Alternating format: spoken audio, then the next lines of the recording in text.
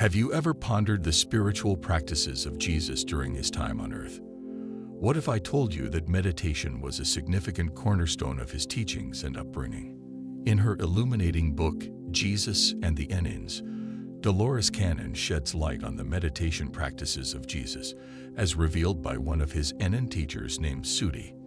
Let's embark on a captivating journey to explore the profound connection between Jesus and meditation, as unveiled through the insightful passages from Canon's work. But before we dive into that, let's delve into the context of how Dolores penned this remarkable book. Dolores was a renowned hypnotherapist and past life regressionist who delved deep into the realms of the subconscious mind to uncover hidden truths and ancient wisdom. Her revelations about the life of Jesus and his connection to these esoteric teachings stemmed from her groundbreaking work in past life regression therapy. It was during the 1970s that she immersed herself in past life regression, conducting sessions that unearthed profound insights into her clients' previous lives. Through this pioneering work, Canon began to receive information that would lay the groundwork for her seminal books. One pivotal moment occurred when a young girl sought Dolores' assistance through past life regression therapy. Over the course of their sessions, the young girl recounted vivid memories of a past life as one of the Enin residing at Qumran during Jesus' time. This revelation opened a gateway to an enthralling journey through time as the girl shared her experiences of witnessing Jesus' life firsthand through the eyes of this Enin disciple, whom Dolores refers to as Sudi. The entire narrative of Jesus' life unfolded from his birth under the Star of Bethlehem to his crucifixion. What made this account particularly captivating was that it offered a unique perspective from someone intimately connected to Jesus during his earthly sojourn. Sudi, Jesus' Enin teacher, provided invaluable insights into the secret teachings and mysteries of the Enin community. Qumran served as a clandestine center of esoteric knowledge, where Jesus received his spiritual education before embarking on his public ministry. The Enin played a pivotal role in shaping Jesus' spiritual journey, imparting hidden wisdom that would later manifest in his teachings and miracles. Central to Dolores' narrative is the notion that Jesus' upbringing and education were not confined to traditional teachings, but encompassed a comprehensive exploration of metaphysical knowledge. Joseph of Arimathea, Jesus' uncle, played a crucial role in facilitating his global pilgrimage to study under renowned metaphysical teachers of the time. These diverse encounters with various mystery schools equipped Jesus with the spiritual tools and insights necessary to fulfill his divine mission. The training of the mind commenced at a remarkably tender age in Qumran, the sacred enclave where the Enin resided and engaged in profound spiritual practices. It's a tradition that reverberated through the ages, rooted in the understanding that the inward journey begins in childhood. From around the age of 3 or 4, Enin children were initiated into the art of delving into the depths of their consciousness. This early initiation was not merely a matter of instruction, it was a deeply ingrained ethos within the Enin community. The Enin recognized that the ability to connect with the unseen realms, to commune with the divine, was innate to every soul. Yet, like a seed planted in fertile soil, this ability required nurturing and cultivation to flourish. However, a critical juncture marked by the age of 13 signaled a potential shift in the trajectory of one's spiritual journey. This pivotal age, coinciding with the onset of manhood or womanhood, heralded a profound transformation within both body and spirit. It was a time when the veil between the material and spiritual worlds thinned, beckoning individuals to embrace the full extent of their innate gifts and sensitivities. Yet the journey towards spiritual awakening was not devoid of challenges. For some, the intensity of these newfound abilities could evoke fear or uncertainty, prompting them to withdraw from their true potential. This inclination to retreat into self-imposed isolation, fueled by societal pressures or misunderstanding, could impede the blossoming of spiritual awareness. The teachings of the Enin underscored the importance of being attuned to these inner stirrings long before the age of 13. Awareness was the key that unlocked the door to spiritual growth, ensuring that the unfolding journey was met with curiosity and openness rather than apprehension. By nurturing this awareness from an early age, individuals were better equipped to navigate the transformative energies of adolescence and embrace the full spectrum of their spiritual potential. Sudi's teachings offered profound insights into the art of concentration and meditation, unveiling a myriad of techniques to quiet the mind and deepen awareness. One of the simplest yet most effective practices involved the utilization of a focal point, a tangible object or visual stimulus that served as a focal point for the mind's attention. In meditation, there was a plethora of concentration exercises to choose from, each offering a unique path to inner stillness and awareness. For instance, one of the profound techniques involved selecting an object, any object, as your focal point and placing it in front of you. You fixated your gaze upon it, allowing yourself to merge with it in a state of oneness. As you concentrated, your attention narrowed down to this single point. Then the pivotal moment of release arrived as you let go of this intense concentration. A beautiful shift occurred. Suddenly, you weren't just aware of the object anymore. Instead, your senses expanded, embracing the entirety of your surroundings. It was as if the universe spoke to you through these newfound sensations, each one adding a layer of richness to your experience. Sudi, the wise teacher, emphasized the importance of incorporating meditation into daily life. In those moments of stillness, one found the opportunity to delve deep into the self. Sudi's guidance was simple yet profound. Start by mastering your breath, a fundamental anchor in the practice of mindfulness. Once you found your rhythm, shift your focus to an object, immersing yourself in its essence. Through this intimate connection, you gained insight and understanding. But here's where it gets fascinating. Once you'd fully absorbed the essence of the object, it was time to expand your awareness. Release the focal point and let your consciousness unfurl like a delicate flower opening up to the world. Now, instead of being centered on a single point, you became attuned to the vastness of everything around you. It was a feeling that was difficult to put into words, a sense of being in harmony with the universe. It's truly remarkable to consider how far we've come in our understanding of meditation and focus techniques since Dolores Cannon first received her revelations in the 1970s. Back then, meditation was still a relatively niche practice with limited scientific understanding of its mechanisms and benefits. However, in our modern era, we're fortunate to have access to a wealth of research and teachings from luminaries like Dr. Joe Dispenza, who have shed light on the intricate workings of the mind and the transformative power of focused attention. Dr. Dispenza's work, in particular, has illuminated the role of convergent and divergent focus in shaping our consciousness and perception of reality.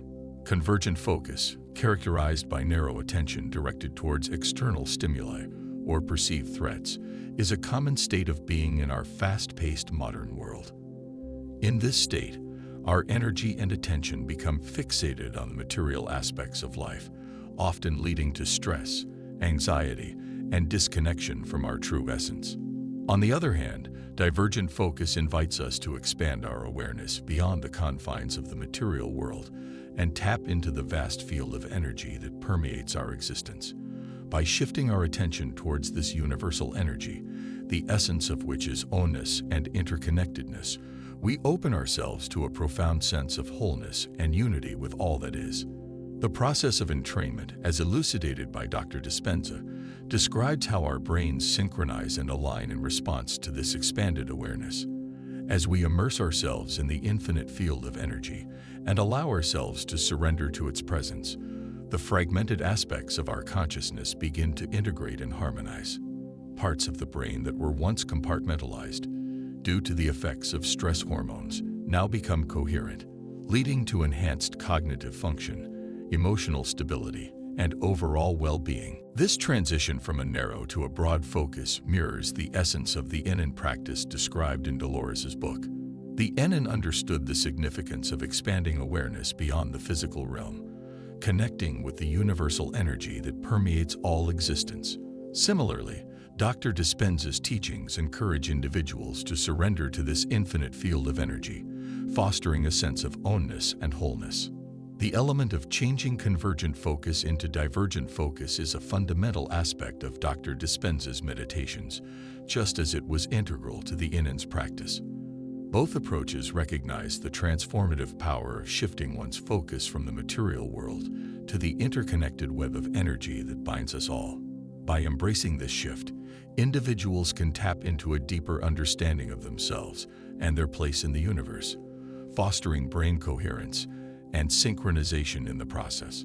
It allows individuals to transcend the limitations of their conditioned minds and tap into the infinite potential of their consciousness. Dolores' observation of Sudi's meditative practices, particularly his tendency to absent-mindedly rub the center of his forehead, prompted a deeper exploration into the significance of this action and its relationship to energy points within the body. Sudi's explanation of this phenomenon as a method of concentration shed light on the ancient understanding of energy points, which in modern terminology align closely with the concept of chakras.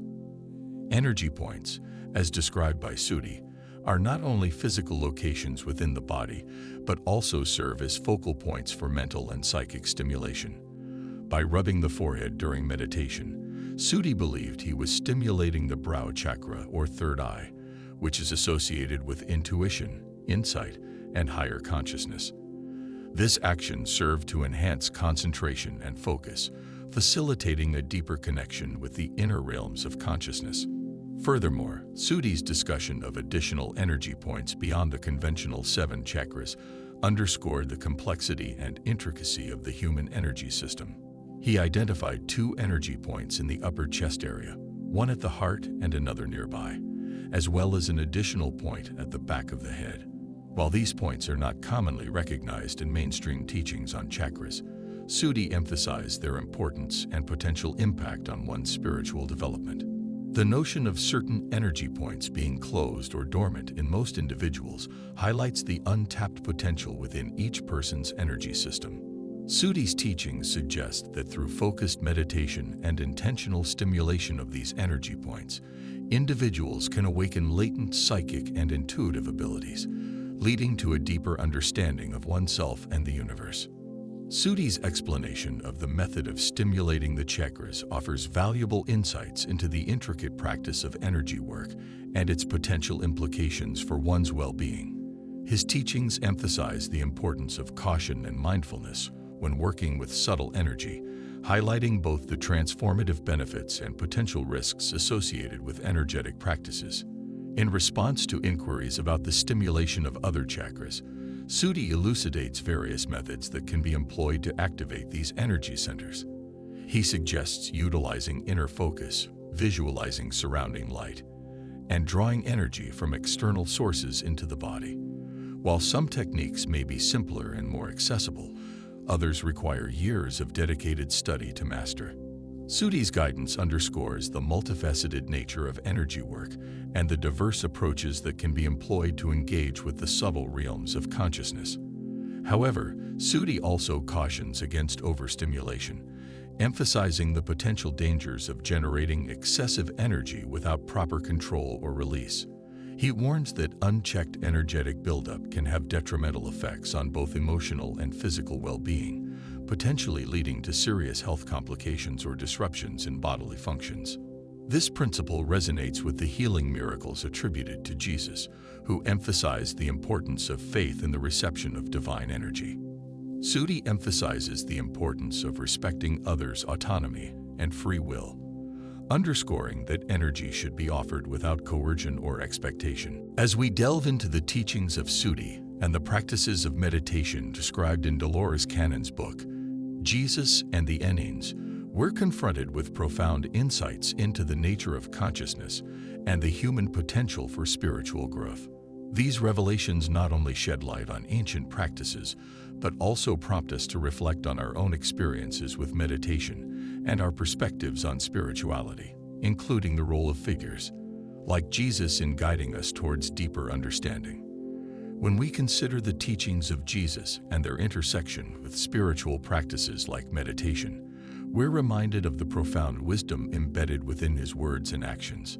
Jesus, often portrayed as a divine figure, also embodied the essence of humanity, experiencing joy and sorrow, facing temptation and doubt, and ultimately demonstrating boundless love and compassion.